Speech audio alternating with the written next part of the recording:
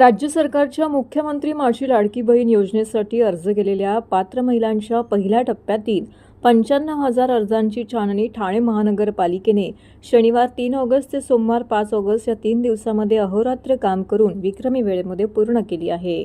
ठाणे महानगरपालिका आयुक्त सौरभ राव यांनी दिलेल्या निर्देशानुसार महापालिका अधिकारी आणि कर्मचारी यांचे आवश्यक मनुष्यबळ तसेच संपूर्ण तांत्रिक व्यवस्था महापालिका मुख्यालयात सज्ज करण्यात आली होती।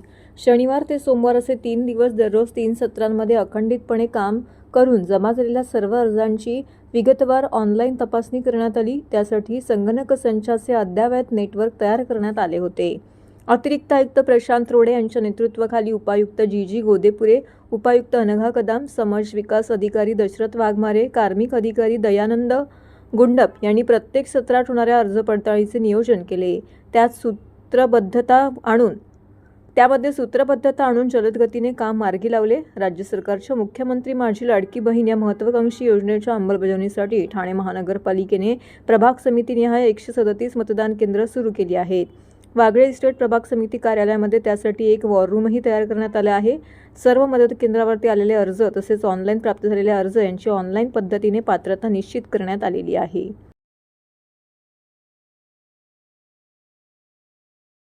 महाराष्ट्रातील भगिनींना आधार देणारी राज्य शासनाची मुख्यमंत्री माझी लाडकी बहीण योजना।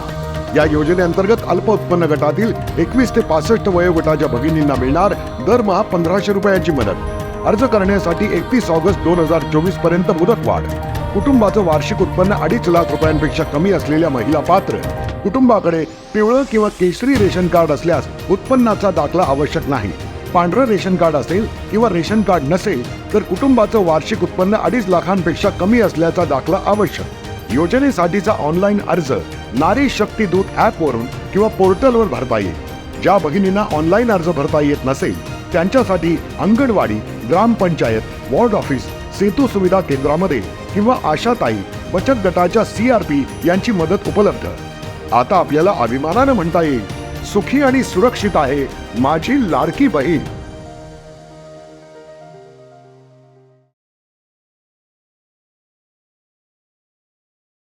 ऐकायला काहीशी विचित्र वाटावी अशी घटना ठाणे जिल्ह्यातील कळवा परिसरातील मुंब्रा येथे घडली आहे। इमारतीच्या 5व्या मजल्यावरून कुत्रा खाली पडला। कुत्रा याच इमारतीच्या खाली असलेल्या रस्त्यावरून आपल्या आईसोबत निघालेल्या 3 वर्षाच्या चिमुकलीच्या डोक्यात पडला। या घटनेत केवळ अंगावर पडलेल्या कुत्र्यामुळे 3 वर्षाच्या चिमुकलीचा मृत्यू झाला आहे। मुंब्रा परिसरातील अमृतनगर येथे हा अपघात घडलाय।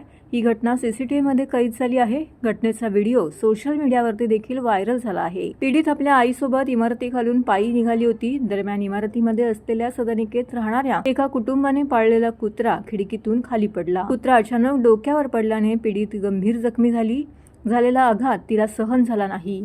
परिणामी तिला मूर्छा आल्याने ती खाली कोसळली। दरम्यान घडलेला प्रकार पीडितेच्या आईच्या लक्षात आला। ती घाबरली आणि तिने मदतीसाठी आरडाओरड केला। मात्र जमलेल्या नागरिकांनी चिमुकलीला दवाखान्यात नेले, परंतु डॉक्टरांनी चिमुकलीचा उपचारापूर्वीच मृत्यू झाल्याचं घोषित केलं। दरम्यान या घटनेतील कुत्रा हा जिवंत राहिला, मात्र तो गंभीर जखमी झाला आहे। एका प्राणीप्रेमी महिलेने या श्वानाला वैद्यकीय उपचारासाठी रुग्णालयात नेले।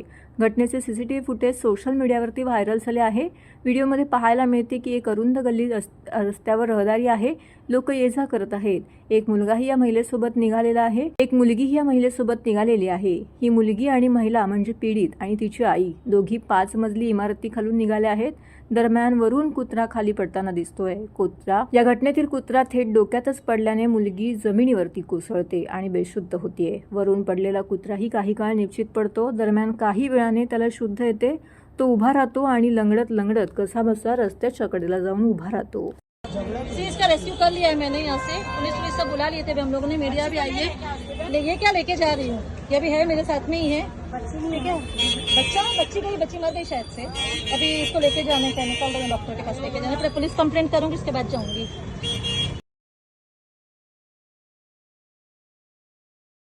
ठाणे महानगरपालिकेची नवीन भव्य प्रशासकीय इमारत येत्या 2 वर्षात रेमंडच्या सुविधा भूखंडावरती उभी राहणार असून यासाठी ठाणे महानगरपालिकेच्या वतीने निविदा प्रसिद्ध करण्यात आली आहे। पाचपाखाडी येथील सध्याची प्रशासकीय इमारत ही केवळ 4 मजल्यांची असून नवीन इमारत मात्र तब्बल 32 मजल्यांची असणार आहे। यामध्ये प्रशासकीय विभागांसोबतच भव्य पार्किंगची व्यवस्था, गार्डन, महापुरुषांचा इतिहास दर्शवणारे भव्य दालन उपलब्ध होणार आहे. प्रशासकीय इमारत बांधण्यासाठी 572 कोटींचं नियोजन करण्यात आलं असून या कामासाठी शासनाकडून 250 कोटी मंजूर करण्यात आले असल्याची माहिती ठाणे महानगरपालिकेच्या वतीने देण्यात आली आहे. ठाणे महानगरपालिकेची स्थापना 1982च्या सुमारास झाली. त्यानंतर पाचपाकडी भागामध्ये महापालिकेचे मुख्यालय उभारण्यात आले. तळ अधिक 4 मजल्यांची इमारत असून या इमारतीला 25 वर्षांपेक्षा अधिक काळ लोटला आहे. 3 वर्षापूर्वी या इमारतीचे स्ट्रक्चरल ऑडिट करण्यात आले होते. तळ अधिक 4 मजल्यांची या इमारतीमध्ये 16हून अधिक विभागांचं कामकाज चालतं. परंतु काळानुरूप शहराची लोकसंख्या वाढली आहे, झपाट्याने नागरिकीकरण देखील झालं आहे. त्यामुळे महापालिका मुख्यालयाची इमारत कमी पडू लागली आहे. आजही काही अधिकाऱ्यांना तसेच विविध पक्षांसाठी आवश्यक असलेली कार्यालये कमी पडत आहेत. त्यामुळे काही ठिकाणी वाढीव बांधकाम करून काही केबिन सुरू केल्याचंही दिसून येत आहे. ठाणे प्रादेशिक मनोरुग्णालयावरती व्यवसाय उपचार विभागामध्ये मनोरुग्णांना मुख्य प्रवाहात आणण्यासाठी विविध प्रकारच्या माध्यमातून उपचार दिले जातात. व्यवसाय उपचार पद्धतीमुळे मनोरुग्णांची एकाग्रता, आत्मविश्वास, शारीरिक बौद्धिक क्षमता वाढण्यास मदत होते. सणासुदीच्या दिवसात विविध वस्तू तयार करण्याचं प्रशिक्षण त्यांना दिलं जातं.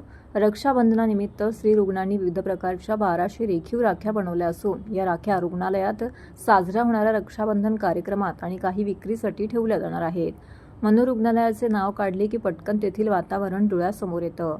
मेंदूचा ताबा सुटलेल्या अनेक व्यक्तींवरती या ठिकाणी उपचार केले जातात. मात्र उपचाराबरोबर रुग्णाचे बारकावे शोधले जातात. त्यांच्या आवडीनिवडी काय आहेत, रुग्णालयातून बरे होऊन बाहेर पडल्यावरती ते समाजात स्वतःच्या पायावर उभे राहतील की नाही याचा पूर्ण विचार केला जातो.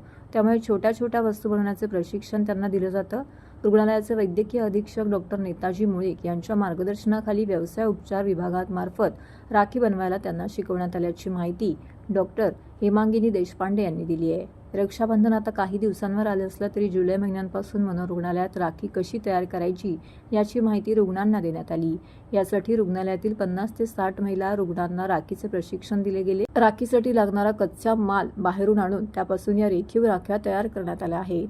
यासाठी व्यवसाय उपचार तज्ज्ञ डॉक्टर अश्लेषा कोळी, डॉक्टर प्राजक्ता मोरे, डॉक्टर जान्हवी केझरकर यांनी परिश्रम घेतले. आपल्याकडे रक्षाबंधनाची राखीची तयारी या सणाची 1 महिन्यापासून सुरुवात होते. आपले 50 ते 60 मनोरुग्ण, स्त्री मनोरुग्ण विशेष करून व्यवसाय उपचार विभागात त्यांच्या व्यवसाय उपचार तज्ज्ञांच्या देखरेखीखाली कच्चा माल त्यांना सप्लाय केला जातो. पुरवठा केल्यानंतर ते तयार करतात. राख्या जवळजवळ 1200 राख्या बनवल्या जातात आणि त्या मनोरुग्णांना, पुरुष मनोरुग्णांना सणाच्या दिवशी बांधल्या जातात, जेणेकरून पुरुष रुग्णांना सर्वांनाच वाटावं की आपलं कौटुंबिक वातावरण आहे, आपण घरीच रक्षाबंधन सण साजरा करतो, असं हा एक उद्देश आहे. दुसरं म्हणजे या कलेतून आपलं कलाकौशल्य रुग्णांचं विकसित व्हावं, एकाग्रता वाढावी आणि मानसिक आजारसुद्धा बरा होण्यासाठी मदत व्हावं, हा एक हेतू असतो. आणि आपण बाजारातसुद्धा आपण त्या ठिकाणी सेलला पण हे राख्या रुग्णांनी, मनोरुग्ण मित्रांनी बनवलेल्या राख्या ठेवत असतो. भाजपाचे ठाणे जिल्हा अध्यक्ष संजय वाघुले यांनी TMT बसच्या फेऱ्या वाढवण्यासाठी स्वाक्षरी मोहीम राबवली. तर याला प्रवाशांचा उत्स्फूर्त असा प्रतिसाद देखील लाभला. ठाण्यातील वागळे इस्टेट येथील IT कर्मचाऱ्यांच्या कामावर जाण्याचा प्रवास सुसह्य व्हावा यासाठी भाजपाचे ठाणे जिल्हा अध्यक्ष संजय वाघुले यांनी पुढाकार घेतला आहे.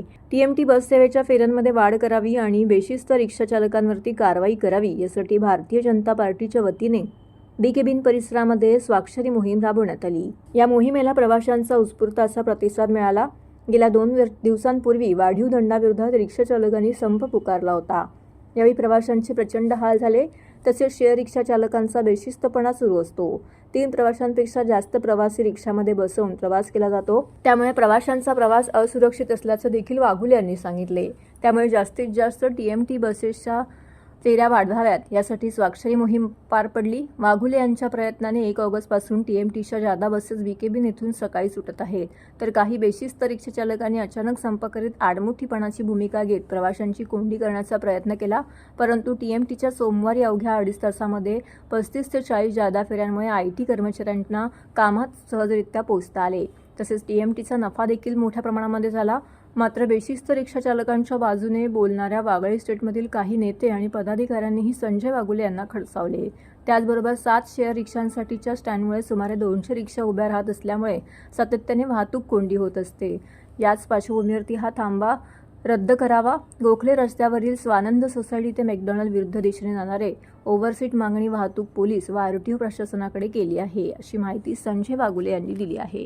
या ठिकाणी जी काही बेशिस्त शेअर रिक्षा चालकांची मस्ती चालू आहे अनेक प्रवाशांचा जीव धोक्यात घालून त्या ठिकाणी हे रिक्षा चालक प्रत्येक गल्लीमध्ये लवकर बेशिस्त रिक्षा चालवतात, अपघात करतायत. बघा, माझा गेली अनेक वर्ष आनंद दिघे साहेबांनी ही परिवहन व्यवस्था चालू केली आहे. महापालिकेची स्थापना झाली 1986 साली आणि दिघे साहेबांनी चालू केलेली ही परिवहन व्यवस्था आहे आणि लोकांकरता चालू केलेली परिवहन व्यवस्था आहे.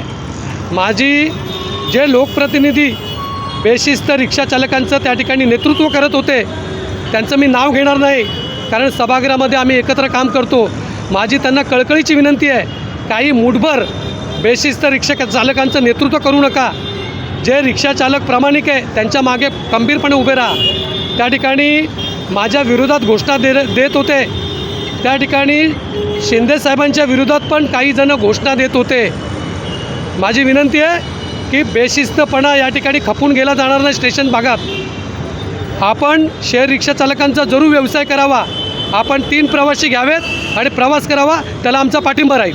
स्टेशनवरनं जवळजवळ 6 लाख प्रवासी हे रेल्वेने प्रवास करतात आणि तेवढ्याच मोठ्या प्रमाणामध्ये कळवा असेल, मुंब्रा असेल, कल्याण असेल, डोंबिवली असेल, मुंबई उपनगरं असतील, इथनं प्रवासी हे ठाणे शहरामध्ये कामासाठी येतात आणि वागळे इस्टेटमध्ये जे मोठ्या प्रमाणावरती कंपनी झालेल्या आहेत, IT हब झालेले आहेत, तिथे हे प्रवासी प्रवास करत असतात आणि ह्या प्रवाशांना जसं ते 1 नंबर प्लॅटफॉर्मच्या बाहेर पडतात तिथनं शेअर रिक्षावाल्यांनी जो घोळका घातलेला आहे तो काही त्यांना शेवटपर्यंत ते सोडत नाहीत.